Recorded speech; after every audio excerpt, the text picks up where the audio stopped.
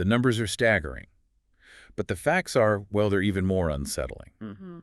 We are tracking a multi-billion-dollar fraud scheme money stolen from American taxpayers, meant to feed children, stabilize housing, and, care for the medically vulnerable. And the federal response has been just as big. Unprecedented. Yeah. We're talking over 100 federal officers and armored vehicles deployed in Minneapolis, St. Paul, targeting the largest Somali community in the U.S. But that's not even the whole story, is it? Not even close.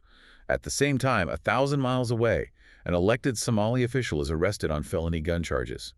He's caught in a residency scandal that's linked not just to a condemned property, but to a major federal drug house raid. And then there's the terrorism angle, which is maybe the most shocking part. The most shocking allegation: that a portion of the stolen welfare money may have flowed directly to al-Shabaab, an al-Qaeda-linked terror group. So are these two geographically distinct incidents, this massive financial crime and this high-level political corruption, are they just isolated events, or are they chapters of a single deeper story about the collision of cultures and a fundamental breakdown of public trust? That's the question we have to get into. We are going to uncover the full story. Stay with us as we break this down in our in-depth discussion right here on The Deep Dive.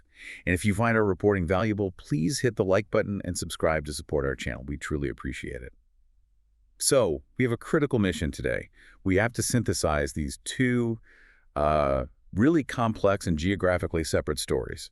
The fraud crackdown in the Twin Cities and then this political scandal in Maine, to see the patterns, the systemic failures that the evidence suggests. Right. This isn't just a crime story. It feels like a story about institutional betrayal on a massive scale. It is, and the scope of what's being alleged in both places makes this so much more than just, typical white-collar crime. We're looking at what federal prosecutors are calling a deeply entrenched criminal network. A network, not just a few bad actors. Exactly. One that has allegedly siphoned billions of dollars out of public programs. And when you combine that with direct challenges to the integrity of local political office, and then you add in these serious questions of national security, the need for this deep dive becomes crystal clear. Right. The scale of it all is what really demands a thorough analysis of how this kind of exploitation was allowed to grow seemingly unchecked for so long. Okay, so let's start with the scene in the Twin Cities, because the way it's described is decisive and overwhelming. This was an enforcement action ordered directly by the Trump administration. And this wasn't some quiet, multi-year paper audit. This was a surge. We're talking about the deployment of over 100 federal officers hitting Minneapolis and St. Paul with armored vehicles, targeted raids. The visual message was just absolutely stark. And that deployment was completely by design. It was meant to signal a profound shift in federal priorities. For years, there had been this perception, and we see this in the reporting, that federal agencies were maybe a little reluctant to pursue large-scale fraud within this specific community. Why? Political sensitivities? That's the suggestion. But this move, this massive force, the largest enforcement action against the Somali community in U.S. history, it sent a clear, undeniable message. It was basically saying, and this is a quote, "Years of looking the other way are officially over." So they were going after what they believed was a deeply entrenched criminal infrastructure. That's exactly right. And the geography here is so important to understanding the size of this operation. Minneapolis and St. Paul, they host the largest Somali community in the entire United States. It's about 84,000 people. 84,000. And most arrived as refugees starting in the 1990s. Fleeing that devastating civil war. So why does the concentration of the community matter so much to this story of fraud? Well, it really comes down to the concept of critical mass and organization.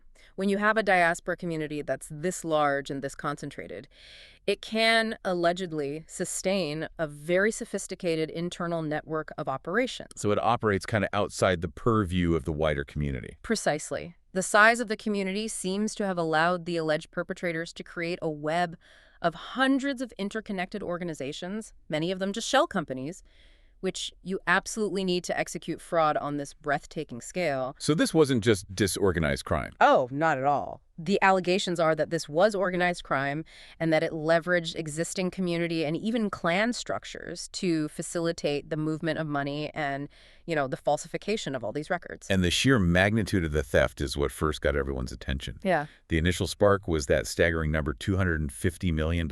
Yeah. Allegedly stolen from the federal child nutrition programs. These are funds meant to reimburse sites that are supposed to be providing meals to vulnerable children. But, as you said, the reporting reveals this was just the tip of the iceberg. Absolutely. The investigation into the nutrition scheme, it basically just cracked open the door to reveal something far, far larger. To even understand the mechanism of that first fraud, you have to look at the paperwork. All right.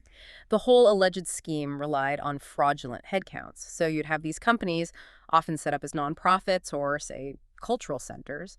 They would claim they were feeding tens of thousands of children every single day. Tens of thousands. Oh, yeah. One site might claim it served 5,000 meals a day, 7 days a week, and demand massive reimbursement from the government, when in reality, they were serving maybe a fraction of that, or in some cases, it was a completely sham site. They weren't serving anyone. That alone sounds like a pretty sophisticated operation, just to manage the documentation and the fake logistics for one program. It was, and the reporting highlights that this network didn't just limit itself to one program. Once the authorities realized the depth of the organization, they uncovered an entire network of fraudulent activities spanning multiple federal aid programs. And that's where the complexity just explodes. It really does. So what were the other major schemes they uncovered that took this from millions into the billions? So beyond the nutrition programs, two other huge areas of alleged fraud were identified: housing stabilization fraud and autism services fraud. If you really want to understand how vulnerable the system was, you have to look at how these schemes were monetized. Okay, let's unpack those. Start with housing stabilization. What was the mechanism there? The housing stabilization programs were, federal relief funds meant to help people avoid eviction or keep their homes stabilized during economic crises. Right, so rental assistance, utility payments, that kind of thing. Exactly, and the alleged mechanism here was very similar to the nutrition program. They'd create shell companies, usually fake property management companies or, fake landlords. Then they'd submit falsified lease agreements or applications for rental arrears on behalf of tenants who didn't exist, or for properties they didn't actually manage. So they were creating a paper trail for a crisis that wasn't real. That's a perfect way to put it. They'd create a paper trail proving an individual was desperate for housing help, they'd receive the government funds, and then they'd just siphon that money through their shell corporations. They never actually assisted a legitimate tenant. So they're essentially creating a ghost crisis of housing need and then positioning themselves as the ghost intermediary to collect the money. Precisely. They were exploiting the speed and the necessity of aid disbursement. When governments rush to stabilize a housing crisis, the guardrails, as they're often called, are sometimes looser. The system relies heavily on trust and certification. Which created a massive vulnerability. A massive vulnerability for coordinated exploitation. And then there's the other part, which is just truly disturbing. The autism services fraud. How does a group of alleged fraudsters manage to steal money that's meant for medically fragile individuals? This one is, I think, particularly egregious. The autism services fraud allegedly targeted specialized healthcare funding, which is extremely expensive and, highly regulated. Right. This required setting up fake or heavily inflated service centers, often disguised as behavioral clinics or specialized care facilities. And the reporting suggests the fraud involved falsifying patient records, billing Medicaid or other programs for millions of dollars of specialized high-intensity services. What kind of services? Things like therapy sessions, behavioral interventions, services that were never actually provided to the autistic patients, or in other cases, the patient count was just grossly inflated. That requires a level of internal knowledge about medical billing, about regulatory compliance, that suggests, a pretty significant level of sophistication. Absolutely. It shows a capacity to penetrate and exploit three fundamentally different sectors of the welfare state: food aid, housing, and specialized medical services. All at the same time? All at the same time. So when you combine all these interconnected operations, the child nutrition, the housing stabilization, the autism services, plus other smaller schemes, the collective estimated loss, according to federal prosecutors, runs into the billions of dollars. Billions. With a B. With a B. And that figure is why authorities felt they weren't just facing individual criminals, but a deeply embedded infrastructure. It really just redefines the whole concept of organized crime within a domestic welfare context. Mm-hmm. And this massive theft has led federal prosecutors to officially label Minnesota a hub of fraudulent money laundering activity. And that new designation is deeply significant. It implies that the Twin Cities weren't just the place where the theft happened. They were the logistical center for washing and dispersing all that dirty dirty money. Which is what leads us to the national security part of all this. Exactly. The money laundering effort is what brings us to the national security component of this entire narrative. So let's detail that dimension. The reporting highlights the claim that some of this stolen welfare money may have ended up in the hands of al-Shabaab. The al-Qaeda-linked terror group in Somalia. And this just takes the crime from financial exploitation to potential terrorism financing. The connection, if it's proven, is transformative. Al-Shabaab, for our listeners who might not know, is a sophisticated, deadly militant group. It controls large swaths of territory in Somalia and actively carries out terror attacks. And they need money to do that. They require constant large-scale financing to operate. So the reporting suggests that the network of these sham companies and money laundering operations in Minnesota served not only to enrich the perpetrators, but also to facilitate an ancient informal banking system. It's known as hawala. Hawala. How does that work? It's commonly used to move money across international borders rapidly and, crucially, untraceably. It's precisely the mechanism that's favored by terrorist organizations. So the money isn't just being wired from a U.S. bank to a Somali bank. Not at all. It's being converted into assets or placed into these informal systems that completely bypass international banking scrutiny. So when you have billions moving through sham companies and then funneled through these informal channels back toward East Africa, it raises the immediate and, frankly, profound question. Was U.S. taxpayer money intended for the most vulnerable people in Minnesota? Was it effectively subsidizing an al-Qaeda affiliate's operations abroad? That implication alone, that American funds could be financing terror, that has to be the primary reason the federal government shifted from a slow investigation to this massive, highly visible enforcement surge we saw. Without a doubt, it signaled that this wasn't just a state problem anymore. It was a national security emergency that required the highest level of intervention. So in the Twin Cities, the picture is clear. Unprecedented federal force deployed against a vast alleged criminal organization tied to billions in welfare fraud, with potential links to international terror funding. A huge story on its own. A huge story. But now we have to transition to the parallel story playing out 1,000 miles to the east. Which is so necessary because it shifts the focus from purely financial crime to systemic political corruption. It raises questions about integrity right at the local governance level. Our focus now moves eastward to Lewiston, Maine, where we find the case of Eamon Osman, a Somali city councilor.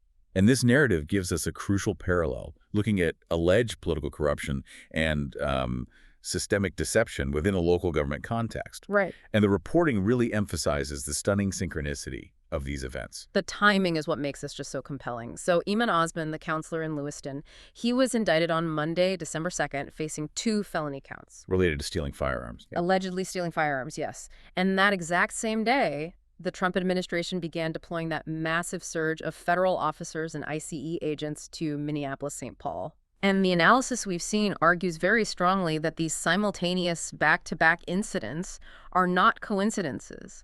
They're seen as reflective of a deeper pattern of accountability issues that are manifesting across the U.S. diaspora. The felony firearm charges themselves, allegedly stealing guns, that's serious enough to end a political career right there. Absolutely. But the reporting reveals that the issues surrounding Osman began well before his arrest.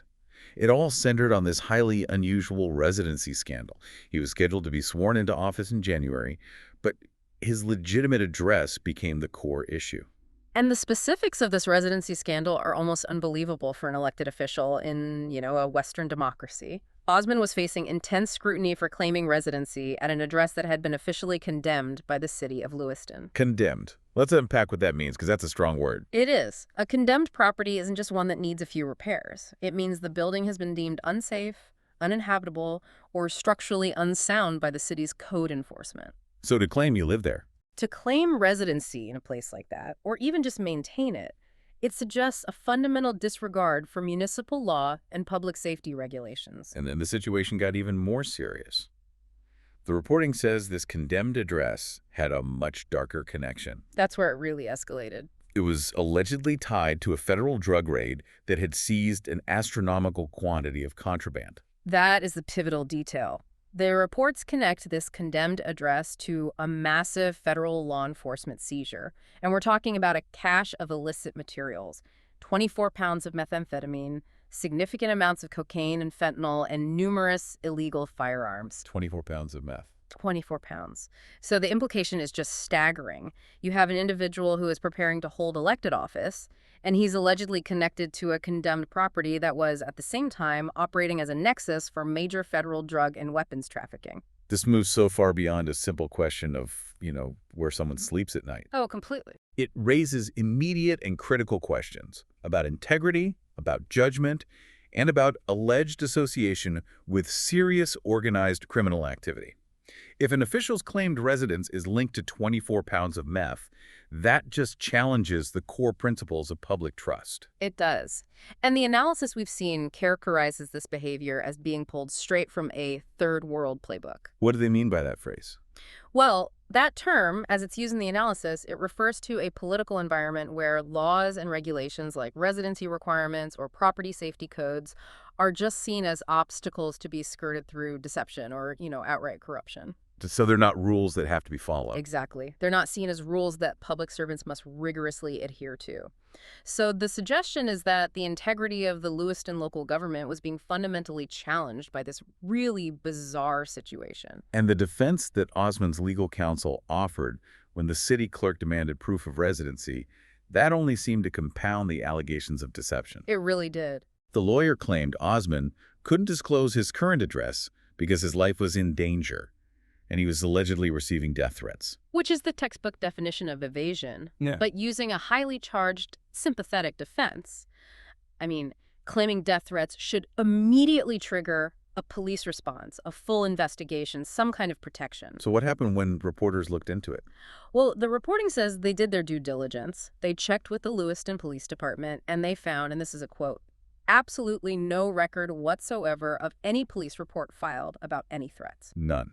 Zero. That is a critical rebuttal. It is. It implies that the claim of threats and danger wasn't based in reality, but was a manufactured defense.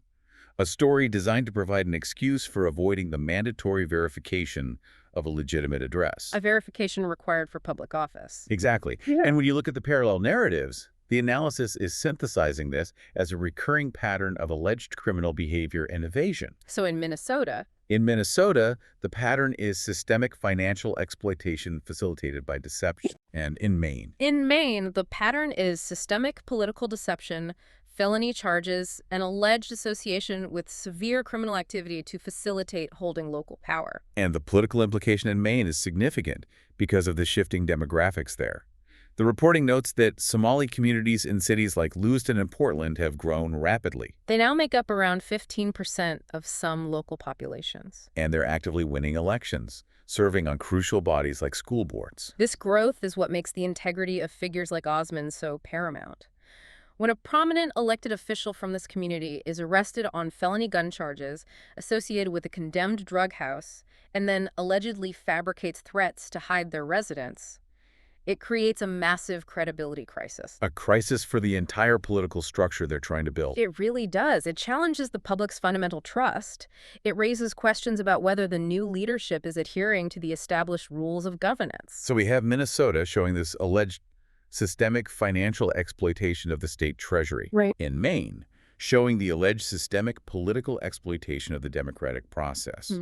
Both, according to the analysis, point to a pattern of profound institutional distrust and exploitation. Which brings us to the core analysis of this whole deep dive, the attempt by academics and analysts to move beyond the individual criminality and identify the deeper cultural and historical factors that may be driving these alleged systemic patterns across the U.S. Right, and this section really relies on synthesizing academic claims and these international parallels to try and explain the root of the issue, as it's discussed in the reporting. We have to start with the academic insight, which tries to connect this alleged widespread behavior to Somalia's history of state collapse. The material is surprisingly direct on this point. It quotes Dr. Ahmed Samatar, who's a Somali-born professor at Macalester College. And Dr. Samatar's assessment, which appeared in places like the New York Times, is crucial for contextualizing the alleged fraud. He claimed that Somali refugees arriving in the U.S. came from an environment where, and this is a quote, stealing from a dysfunctional and corrupt government was widespread. And that quotation is really the starting point for what's called the cultural transmission argument. What does that mean exactly? It suggests that the systemic, organized fraud we're seeing in the U.S. is not a behavior that was invented in Minnesota. The argument is that it's a continuation of practices that were ingrained in an environment where the state structure had completely collapsed. So you're saying if the government isn't seen as legitimate. Imagine a society where the government is not seen as a legitimate trustee of the public good, but as a hostile or predatory or simply non-existent entity. In that context, surviving often means relying entirely on private, informal networks like clan loyalties and taking resources wherever you can find them. So the state apparatus is viewed as something external, even adversarial, something to be captured or exploited, rather than a system based on mutual trust and fiduciary duty. Precisely. The analysis posits that this historical distrust and this established pattern of exploiting state institutions have persisted within the diaspora. The cultural transmission argument is that the informal economies and clan networks that ensured survival in Somalia allegedly became the organizational framework for coordinated fraud in the highly accessible Western welfare state. This analysis is strongly supported by the arguments of Christopher Rufo, who's referenced in the reporting, and he really emphasizes the persistence of these cultural patterns. Rufo's point is that features like strong clan networks and this reliance on informal, trust-based financial systems, like the Hawala system we mentioned, Right. that these traveled with the diaspora. In Somalia, these systems served as replacements for a non-functional state. But in Minnesota, they allegedly manifested as the operational structure for crime. Well, the clan networks provided the necessary organization and the internal trust to manage dozens of sham companies, fake employees, complex money laundering operations, a sophistication that authorities noted was really unusual for standard welfare fraud. So this ability to organize internally and trust only members of a specific network is key to pulling off billion-dollar frauds while keeping it all under wraps. Exactly. So instead of dissolving in the face of a legitimate state, those informal networks allegedly became tools for exploiting that legitimate state. But the claim that this is a cultural pattern is a heavy one. Is there evidence that this behavior is not unique to the U.S.? There absolutely is, and this is the vital international parallel that reinforces the entire argument. The reporting points to Norway. Norway, a social democracy with huge welfare programs. Exactly, and a significant Somali immigrant population. And Norwegian authorities uncovered similar welfare fraud issues involving their Somali immigrant population. It demonstrates a strikingly familiar systemic problem happening across continents. Can we get specific on the Norwegian data? How extensive was the problem there? The reports say that by early 2017, Norwegian immigration authorities had a truly staggering 500 fraud cases under active investigation. 500 cases. 500. And crucially, the reporting explicitly states that these cases were, quote, disproportionately involving Somali populations. The alleged fraud involved things like submitting false claims for family reunification aid, fabricating addresses for housing allowances, and manipulating unemployment benefits. So all schemes that exploit the system's reliance on self-reporting and trust. The exact same vulnerabilities. The fact that you have these diverse Western nations, each with different welfare systems, different law enforcement approaches, and they're all documenting the same systemic problem with the same demographic, suggests, as the analysts conclude, that the issue isn't some localized bureaucratic flaw unique to Minneapolis. Right. It reinforces that cultural transmission hypothesis. It does. It suggests that the challenge is not simply law enforcement's inability to police fraud, but a deep-seated behavioral pattern related to institutional engagement that is proving resilient across geographic borders and different governmental systems. To really understand the origin of this pattern, though, we have to go back to the original context, Somalia itself. The reporting references a Reuters investigation that documents the persistence of institutional exploitation there. Right, and the Reuters investigation described welfare and international aid theft as a daily reality in Somalia. It painted a picture of an entire ecosystem built around this misappropriation, and this is essential for the listener to understand. It shows that the environment the refugees left behind was defined by a pervasive, state-sanctioned, and often violent corruption. An ecosystem suggests that everyone from the top down is involved. Who are the key players in that ecosystem, according to the investigation? The investigation documented that the misappropriation involved camp owners who steal resources intended for the internally displaced, local officials who demand kickbacks, and even aid workers who facilitate the diversion of goods intended for the most vulnerable. Ah. It describes a top-to-bottom culture of institutional corruption where the purpose of public office or aid distribution is not service, but extraction. So the conclusion drawn by the analysts in the reporting is that when a population moves from an environment where the state is routinely exploited and extraction is the norm, to a Western environment where the state is designed around trust and accessibility. The pre-existing cultural patterns fueled by clan networks allegedly translate directly into massive financial crime. That is the core argument. The analyst suggests that addressing the U.S. problems merely through local law enforcement crackdowns or, minor program redesigns is insufficient. Because the problem is fundamentally systemic and historical, a pattern that travels with the diaspora. Right. And the reports use that strong, provocative language that, quote, import the third world and you import third world problems. And that statement is meant to summarize the difficulty Western nations face in integrating populations coming from environments with collapsed or corrupt institutions into high-trust social systems. This analysis provides the necessary context for what happened next, the political fallout.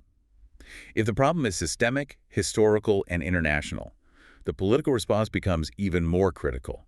With the fraud schemes totaling billions and the political scandals reaching local governance, the pressure inevitably fell upon the most visible and prominent Somali-American political figure in the country. Congresswoman Ilhan Omar. Right.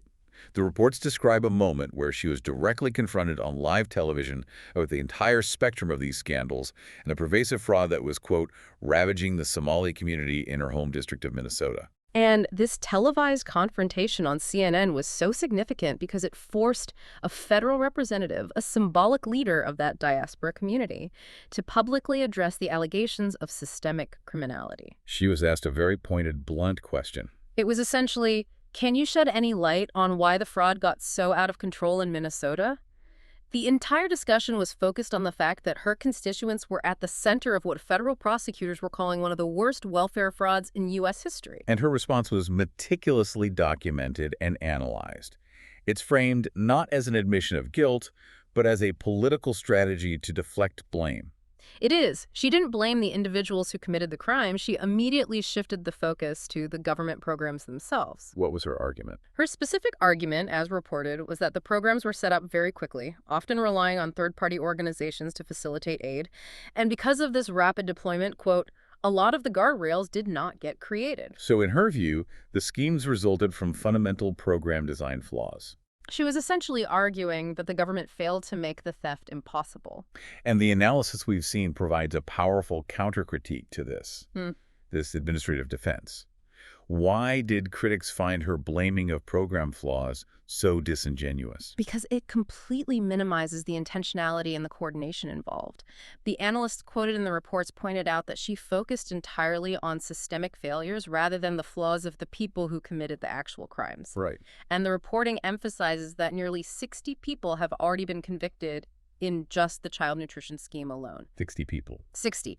That level of successful prosecution points not to a few people just stumbling into an open door, but to a highly coordinated, intentional criminal enterprise that was actively seeking to manipulate the system.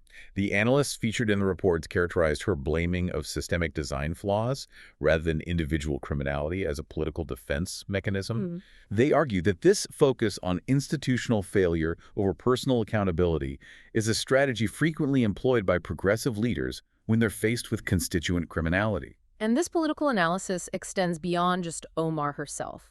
The reporting argues that this response is symptomatic of a broader strategy within what they term the modern-day Democrat Party. And the criticism is what?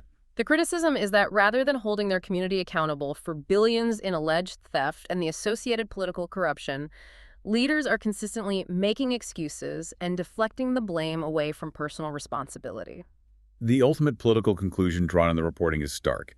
The situation allegedly represents a complete failure of leadership that prioritized political correctness over protecting American citizens and particularly our tax dollars. And the reports claim that this political failure is what allowed the pervasive system of fraud to escalate to a national crisis level.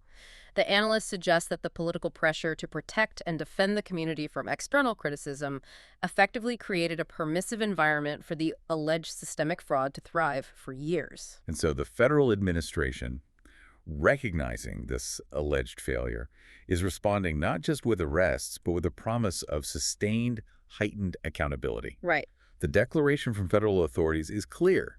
They are not backing down. The reporting promises more raids, more deportations, and more accountability. And accountability for both the perpetrators of the fraud and for the politicians who are allegedly enabling this situation. The closing note from the reporting is that the federal push suggests a sustained effort is underway to dismantle the criminal and potentially political structures that allegedly facilitated these systemic problems across the U.S. A major ongoing policy pivot.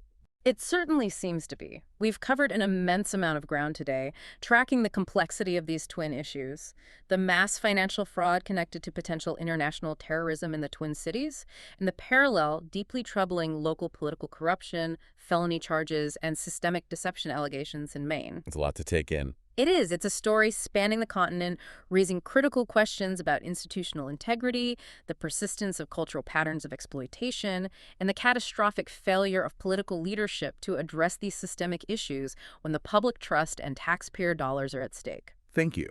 And thank you to our listeners for joining us on this critical deep dive. That's all for this episode of The Deep Dive, but it leaves us with one haunting question.